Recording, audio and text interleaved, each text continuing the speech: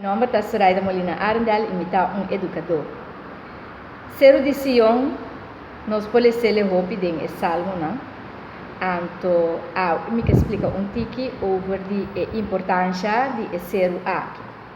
Diva ser de Sion, Abraham assume para assinar e por atender o assunto que Deus quer atender, atender com ele, para por sacrificar seu e mostrar-lhe fieldade. E Abraham estava tendo uma fé, então dor de fé aqui, Deus disse sacrificar lamche em vez de boiú. Riba é mesmo ser aqui também Jacob arranha sonho maravilhoso, ora que ela vai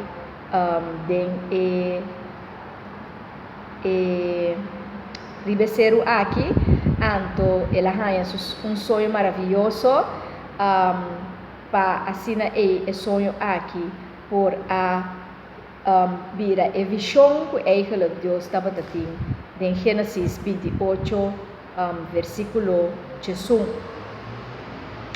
Também David usa ser aqui para assinar e por dar sacrifício a Deus, então para su pequena ela hace. Então Salomão em 2 Crônicas 3, versículo 1, alanta bonita templo, o templo do Senhor, em qual Deus está a manifestar e Deus tem. Em 2 Samuel, capítulo 5, versículo 7, ser aqui está guardo mencionar como ser de Zion, então que tu vai de nossa vida atual e nós por vai visitar-lhe. E ser aqui nós por ele ser na Jerusalém, então está esse local está para fora de cidade biel de Jerusalém, então é que men cidade de David.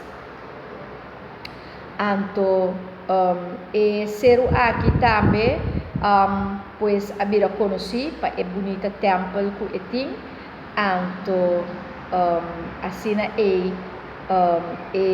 ser de Zion sua terminologia agora usar para entender o país de Israel.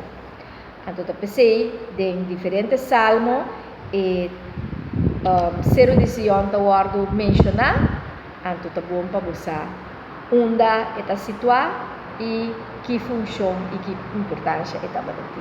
Deus bendiga ricamente.